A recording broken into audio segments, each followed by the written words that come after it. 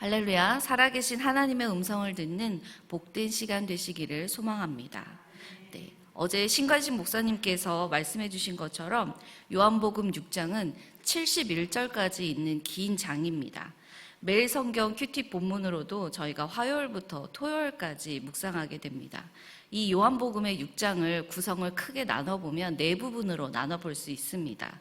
첫 번째 1절에서 15절, 5,000명을 먹이신 예수님. 그리고 두 번째 16절에서 21절 바다 위로 걸어오신 예수님. 세 번째 22절에서 59절까지 생명의 떡. 그리고 네 번째 60절에서 71절까지 영생의 말씀입니다. 첫 번째 부분인 5,000명을 먹이신 이 오병이어 사건은 예수님이 행하신 표적 중에 유일하게 사복음서 모두 기록되어 있는 사건입니다. 공간복음인 마태, 마가, 누가복음에는 공통적으로 기록된 표적 사건들이 많지만 요한복음에는 기록되어 있지 않습니다. 그리고 또한 요한복음에 기록되어 있는 표적 사건들은 공간복음에는 기록되어 있지 않습니다. 그렇다면 이 오병이어 이적 사건이 갖는 의미가 뭔가 특별하기 때문에 이것을 강조하기 위해서 사복음서에 유일하게 기록되어 있다는 것을 우리가 알 수 있습니다. 무엇을 강조하고 싶을까요? 네, 요한복음에서는 예수님께서 직접 이스라엘 백성들에게 자기 자신을 나는 하나님의 아들이다 라고 직접 소개를 하시면서 나는 무엇이다 라고 비유적인 선포를 하셨는데요. 그 첫 번째가 바로 오늘 저희들이 함께 나눌 생명의 떡이다 라는 말씀입니다. 요한복음 6장 35절입니다.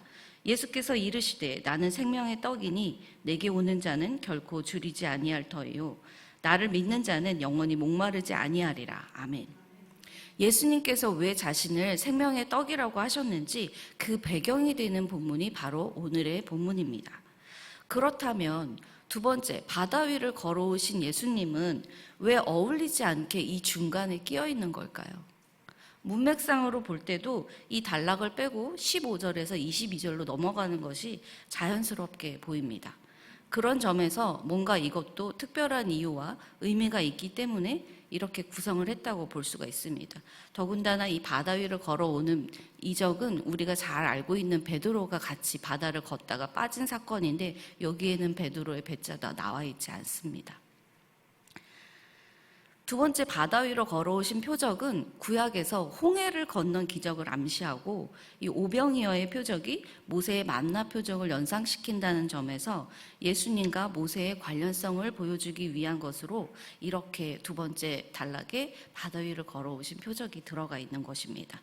특별히 20절의 말씀 나다 두려워하지 마라 이렇게 말씀하신 것은 구약에서 하나님께서 당신을 나타내실 때 사용하신 표현 나는 스스로 있는 자다, 나다 라고 표현하신 것과 똑같이 하나님의 아들이신 예수님도 나다 이렇게 말씀을 하고 계시는 겁니다. 그리고 예수님께서 나다 라고 말씀하신 이 표현의 확장된 개념으로 나는 무엇이다 라고 말씀을 하셨는데요. 특별히 요한복음에만 7가지 비유적으로 기록이 되어 있습니다. 나는 생명의 떡이다, 세상의 빛이다, 양의 문이다, 선한 목자다, 부활이요 생명이다, 길이요 진리요 생명이다, 참 포도나무다. 이렇게 해서 7가지 비유를 앞글자만 따면 떡빛문 선생길포입니다. 저도 신대원 입시 때 외웠었던 것을 지금 10여 년이 지났는데 아직까지 기억을 하고 있습니다. 자, 그럼 서두에 말씀드린 이 요한복음 6장의 구성을 다시 한번 떠올려 보십시오. 예수님께서는 지금 이스라엘 백성들에게 명확한 개념, 하나님께서 이스라엘에게 자신을 나타내시고 모세를 통해 구원하셨지? 라는 이 그릇 안에 내가 바로 너희들이 아는 그 하나님의 아들이고 모세와 같은 구원자야 라는 이 내용을 지금 담고 계시는 겁니다. 다시 말하면 이 요한복음 6장을 전체적으로 보면 예수님께서는 이 오병이어 사건을 통해서 열광하는 이스라엘 백성들에게 자신을 생명의 떡이라고 선포하고 계시는 겁니다. 그런데 썩어 없어질 육신의 떡이 아니라 영생의 말씀이라고 표현하시는데요. 이것은 예수님께서는 육의 문제, 현실의 고난을 해결해 줄 왕이 아니라 영의 문제, 인류의 죄의 문제를 해결하실 구원자로 오셨다는 것을 알려주시는 것입니다. 육의 양식을 구하는 것이 잘못되었다는 얘기가 아닙니다. 음식은 우리가 이 세상을 살아가는 데 있어서 에너지를 얻기 위해서 섭취해야 될 기본적인 것들입니다. 예수님도 양식에 대해서 몇 번 말씀을 하셨습니다.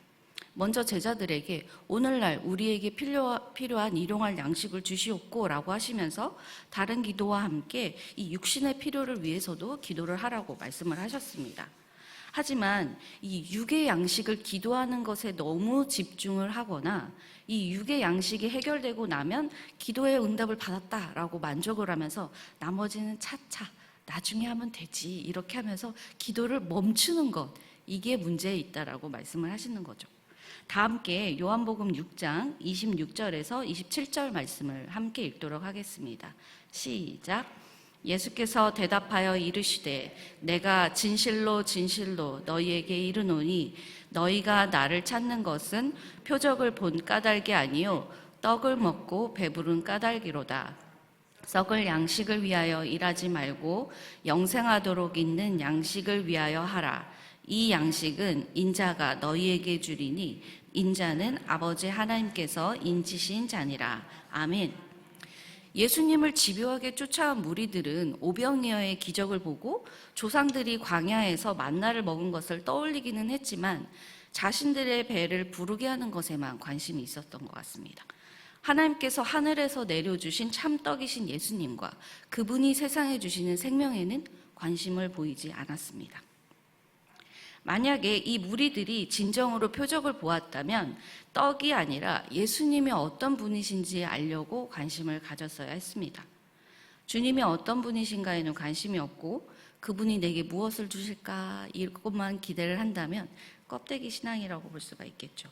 자, 기억하십니까? 예수님은 그 야곱의 우물가에서 만난 사마리아 여인에게 만난 후에 제자들이 예수님 이거를 좀 드세요 라고 하셨을 때 예수님께서 이렇게 말씀하셨습니다. 나의 양식은 나를 보내신 이의 뜻을 행하며 그의 일을 온전히 이루는 이것이라고 하셨습니다. 다 함께 요한복음 6장 28절 29절 말씀을 읽도록 하겠습니다. 시작. 그들이 묻되 우리가 어떻게 하여야 하나님의 일을 하오리이까? 예수께서 대답하여 이르시되 하나님께서 보내신 이를 믿는 것이 하나님의 일이니라 하시니 아멘. 지난 신년 말씀 부흥회 때 한철호 선교사님께도 말씀하셨습니다. 오늘도 나만 내 가족 내 자식 내 교회 이렇게 기도하셨나요? 라고 하셨죠. 솔직히 이 말씀에 우리가 도전을 받아야 되는 건 맞습니다. 하지만 이 말씀이 걸림돌이 되어서는 안 될 것입니다. 내가 잘못 기도한 건가? 일용할 양식을 구하라고 하셨고 내 현실에 문제가 있으면 주께 매달려서 기도하라고 했잖아. 내가 잘 살고 내 가족, 내 자식이 잘 돼야 그게 기도의 응답이고 하나님께 영광을 돌리는 기회가 되는 것이 아닌가? 예, 여기에 계신 분들은 그런 생각을 안 하셨을 수도 있지만 저는 예전에 했었어요. 우리가 이 땅을 밟고 살아가는 데 있어서 현실의 문제를, 고난을 겪지 않으면 좋겠지만 그럴 수는 없습니다. 그렇다고 이 현실의 문제나 고난이 그까이 거 이러면서 이렇게 외면하고 무시하는 것도 건강한 신앙은 아니라고 생각합니다. 하지만 현실의 문제와 고난은 오다 보면 끝도 없이 오는 것 같아요. 그러면 다람쥐 쳇바퀴 돌듯이 계속 주여 주시옵소서, 해결해 주시옵소서 막 이렇게 계속 간구만 하게 되더라고요. 나는 나름대로 열심히 살고 간절히 기도도 하는데 왜 내 삶은 달라지는 게 없지? 나는 언제까지 하나님께 계속 이거 달라고만 해야 되나? 하나님께서 나에게 일용할 양식 말고 조금 넉넉하게 인심을 쓰셔서 한 달치, 1년치 주시면 안 돼? 내가 이렇게 사는 게 맞나? 가끔 이렇게 허탈할 때가 있더라고요. 하나님께서 그러다가 제가 예수님을 인격적으로 만나고 나서야 이 문제가 해결이 되었어요. 이 나의 탄식은 영적 허기와 갈망에서 비롯된 것이었음을 깨달았습니다. 베데스다 목가에서 한탄만 하던 그 38년 된 병자처럼 구원을 받은 저는 38에 예수님을 인격적으로 만나고 40에 신대원에 입학을 해서 지금 이 자리에 여러분 앞에 서 있게 되었습니다. 신앙은 초월이지 회피가 아닙니다. 현실의 문제와 고난이 있지만 그럼에도 불구하고 기쁨으로 소망을 가지고 살아가는 그 그리스도인들을 볼 때 우리는 숭고함을 느낍니다. 겟세마네 동산에서 땀방울이 핏방울이 되도록 기도하신 그 예수님의 모습이 있었기 때문에 무력과 불법으로 체포를 당하고 채찍과 모욕을 당하면서도 예수님은 끝까지 십자가 고난을 당하셨고 결국 하나님의 뜻대로 구원 사역을 이루신 예수님께서는 죽으신 지 3일 만에 부활을 하셨습니다. 그리고 이 예수님의 부활을 의심하는 도마에게 나타나신 예수님께서는 너는 나를 보았기 때문에 믿느냐? 보지 않고 믿는 사람은 복이 있다. 예수께서 말씀을 하셨습니다. 사랑하는 법화교회 여러분, 예수님의 양식은 예수님을 보내신 하나님의 뜻을 행하며 하나님의 일을 온전히 이루는 것이고 우리가 하나님의 일을 행하려면 하나님께서 보내신 예수님을 믿는 것이라고 명확하게 오늘 말씀하고 계십니다. 믿음이란 보는 것, 아는 것이 아니라 예수님을 따르는 것입니다.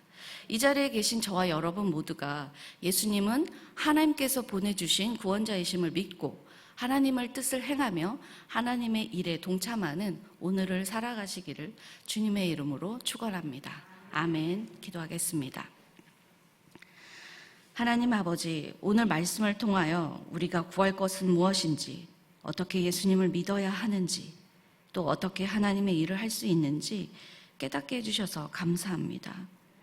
표적과 기사를 보고 믿는 자들, 현실의 문제가 해결되는 것에 열광하는 자들이 아니라 저희가 해결할 수 없는 죄의 문제가 하나님의 아들이신 구원자 예수님으로 인해서 해결되었음을 깨닫고 하나님의 뜻을 알고 하나님의 일을 행하는 삶을 살도록 인도하여 주옵소서. 오늘 하루 만나는 사람을 볼 때에도 외모나 직업이나 사회적 지위나 신분을 주목하지 않고 그 사람이 하나님 앞에서 어떤 존재인지, 하나님이 그 사람을 위해 어떤 일을 하셨는지, 어떤 은혜를 베푸시는지, 하나님이 그 사람의 인생을 어떻게 이끌어 가시는지 깊이 생각하면서 그 이면에 역사하시는 여호와 하나님을 보는 저희들이 되게 하여 주옵소서. 예수님의 이름으로 기도드립니다. 아멘.